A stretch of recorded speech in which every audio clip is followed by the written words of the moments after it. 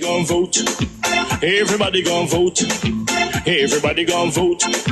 Everybody gon' vote. Comrade! Labor right, them a go down, bong. Them a go down, bong. Them a go down. Is that? Margie, him a God picking. No hope their work if you touch Margie. Margie, him a God picking. No hope their work if you touch Margie. We now vote for Labour. Orange we a come out in now. If you love the PNP, who no support for Marky G? Jamaica just come along with we. People time come, people time is up.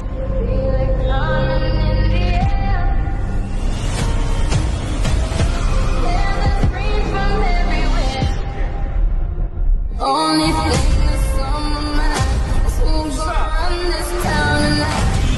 Yeah, I say that we are pledge of allegiance. Who's gonna run this town tonight? Yeah, I say that we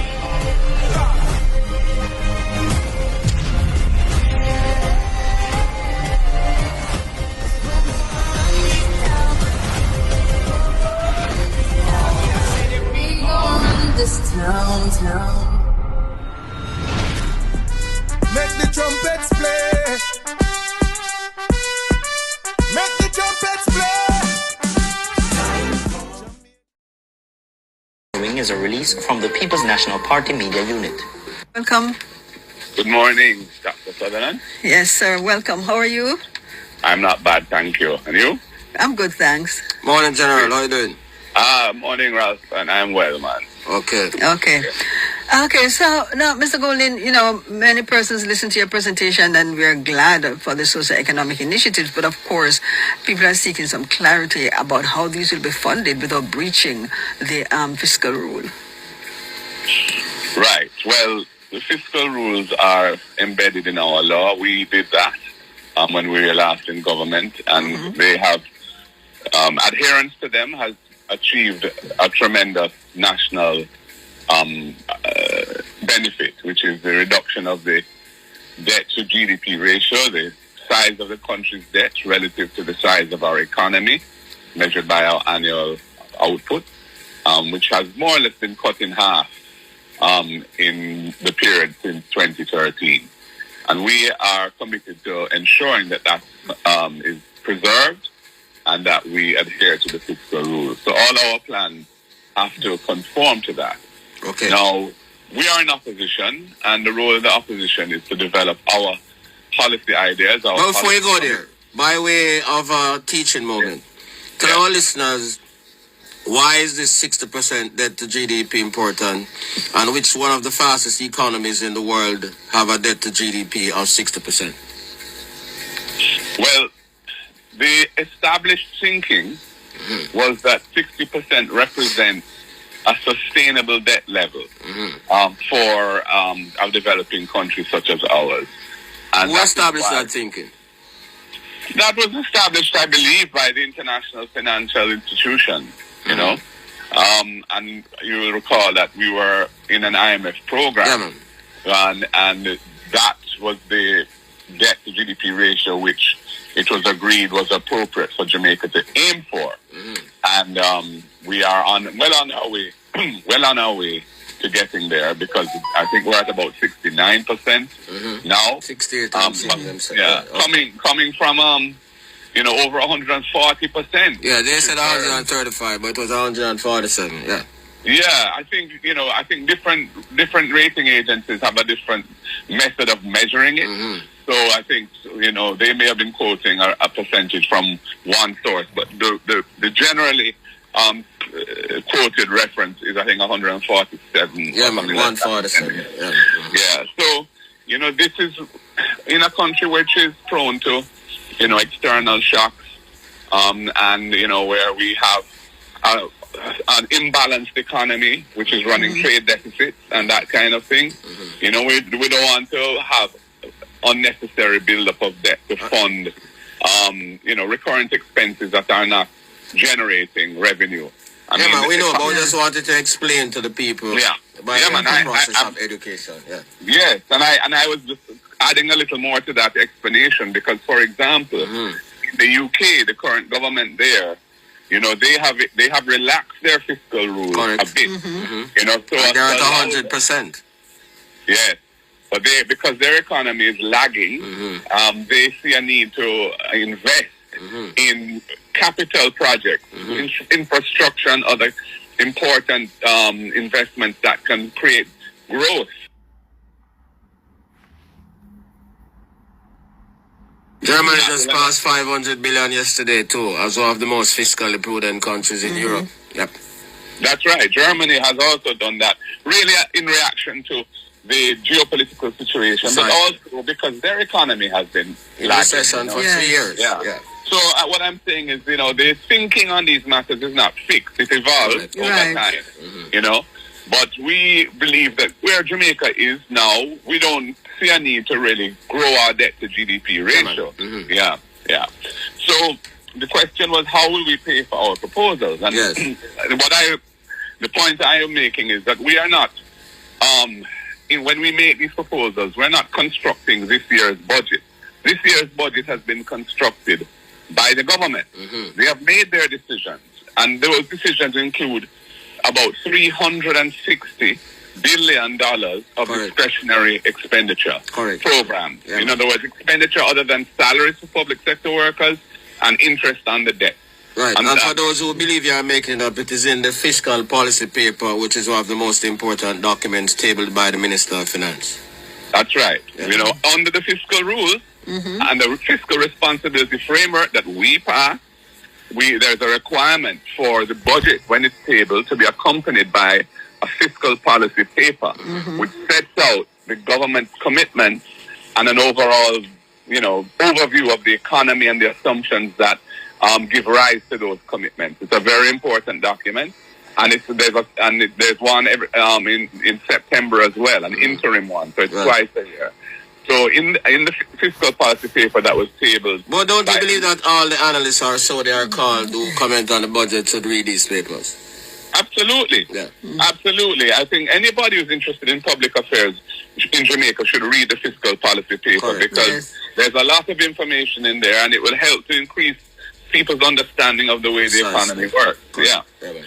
Yeah. And in fact, I think students should read it too. Correct. Yes. If students of economics at university and students who are doing any kind of finance-related courses, even at high school. Yes. Because it is a document which has, as I said, a lot to teach us. So, we are not constructing this year's budget with our proposals. We are assuming we're inheriting a budget. So, for example, the National Housing Trust extraction of resources. Yes. That money for this current fiscal year has already been taken by the government, and they're projecting to take it again in the coming fiscal year, the 11.4 billion. That's in their budget already. Yes. So when the election is held, which will be some point during the coming fiscal year, that is already a done deal.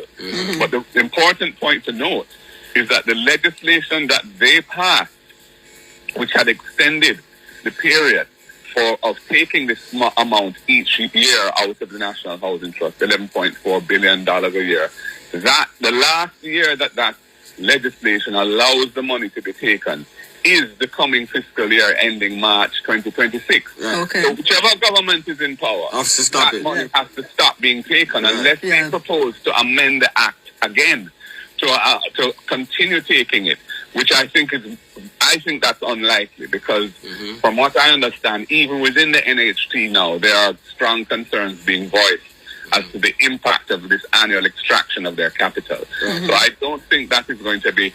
So either government is going to have to deal with it. But the reality of it, of course, Ralston, is that and this is a little bit technical, but I will try, and you can also help to explain this to our listeners. As GDP grows, and we're talking in particular about nominal GDP, because there's a difference between nominal and real GDP Don't growth. think the analysts should know that thing. Yes. Many of So them don't know that. nominal GDP is really the aggregate, Yes. the totality of the value in money terms of output for the year, Correct. goods and services. Yeah, man. And then real GDP is measuring, well, how much has that, when you adjust it for Producer inflation and rate, consumer inflation. Yes. Yeah, man. what is the real value of that growth. And so most of the time, people are focused on real GDP growth when they want to see how the economy is performing. Right. But when you're talking about things like tax revenues, nominal GDP growth is very relevant. As well as the debt to GDP ratio. As well as the debt to GDP ratio. And in the scheme of things, if you look at the fiscal policy paper, there is an anticipated, I think, $240 billion taxes in additional tax revenue projected over the next 4 years. Yeah, man. When we cost our proposals annually, we're, somewhere around 10% of that. Nowhere near that. Yeah, nowhere near that annually. So, we are not anticipating a problem in funding our proposals. Plus, the $360 billion that is in the budget for discretionary spending and programs represents this government's priorities, what they believe in.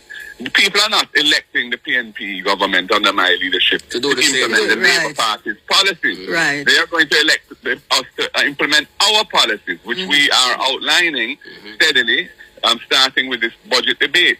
So we will look closely at that $360 billion, and we will decide whether we want to keep or not, or reduce particular programs that are in there, and create the fiscal room for the programs that we believe are more important. That is what the government does. Precisely. So, we are not anticipating A, having to raise taxes, or B, having to exceed the permitted amount of financing available within the fiscal rules. Precisely. So, these so-called analysts who are asking us to explain how we're going to fund our program just need to look at those two realities. Yeah, man, I'm saying them done. And there's also another third reality, because under the fiscal policy paper, it also says that any government can run an average fiscal deficit of 1.3% of GDP over the period in order to still hit the 60% during the prescribed time frame.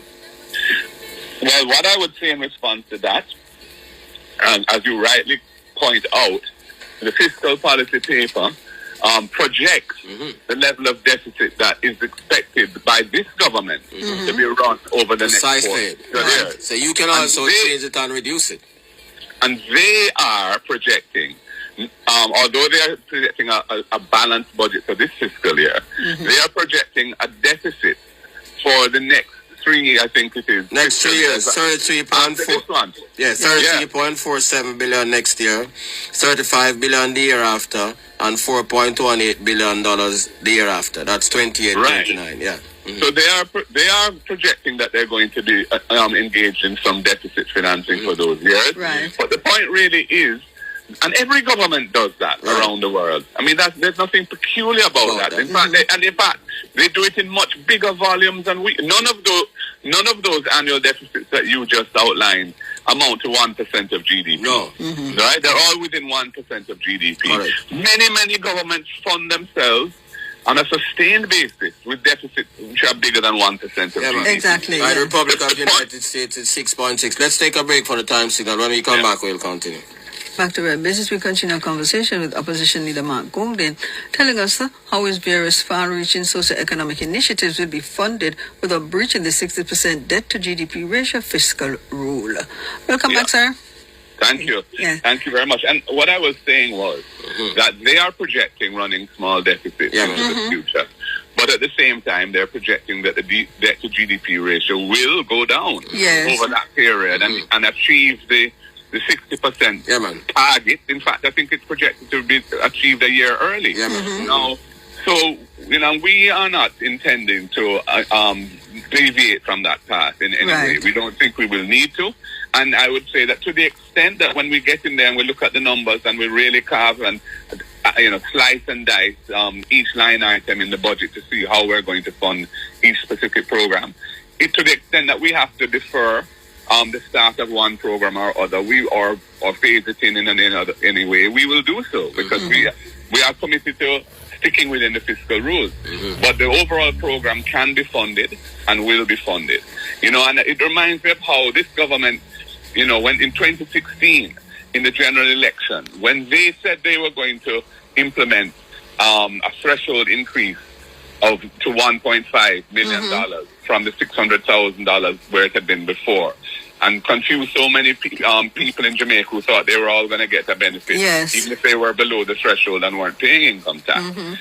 I don't remember these same analysts like those who have been coming out and saying, saying how is that going to be paid for? Right. Yes. And in fact, they lied about how they were going to pay for it, because they said it was going to pay for itself through waste being reduced and all that kind of thing. When in fact, how they paid for it was a huge tax package for 2 successive years. $32 billion, and when I told them that, then someone must come out for the EPA. And it is the IMF people that said, no, he must stay. Yeah, and the current Minister of Finance was one of the principal architect of that. She and Albin Hill, who had first said $0, then they moved to $4 billion, then $6 billion, then $12 billion, then $16 billion. And so what they were doing was, they were giving a tax break to some people, those who are formally employed and were earning over $600,000 a year, but they were adding taxes to everyone else, including those who are below, who are on the poverty line, who pay GCT, and when they buy goods, they pay the price, which includes customs and other GCT on the wharf and so on. That's what they did. $30 billion, and included in that tax measure was GCT on electricity, which they introduced for the first time the gas in order tax, to fund that 1.5. So when people are saying, we must be so specific about how we're going to fund our program, I think it's a very hypocritical double standard that they are trying to deploy, because they never did that for the JLP with the shenanigans around that proposal back in 2016. I agree with you 100%. Yes. But I would assure the public that we will stick within the fiscal rules, and that there's $360 billion annually of discretionary expenditure, which represents how the government of the day thinks that those resources should be spent. And we will look at that very carefully and make our choices and ensure that what we're telling the Jamaican people we plan to do, that we will do it. Okay. And we're also going to benefit from what I would call organic growth of tax revenues. Yeah. With the growth of GDP year after year of nominal GDP, taxes go up. Taxes are roughly 27% of GDP on average. So on average. So if GDP goes up by 100 billion, tax revenues can be expected to go up by roughly 27 billion. And they are projecting GDP growth, nominal GDP growth of 700 or 800 billion dollars over from 3.48 to 4.182. Right. Additional tax revenues next fiscal year, 50 billion, the year after 63.99 billion, the year after 60.75 billion, and the year after 71.4 billion. That's 242 billion. Yeah. And no government, these are our policy commitments, but no government expects to be able to roll out everything in 1 year. Right. Quite frankly, administratively, it isn't always possible to do that, because a lot of preparatory work has to be done to work out the details, cross the T's and dot the I's. But so, we expect to be able to operate within the fiscal rules and do what we said we plan to do. Clear. Solidarity All right.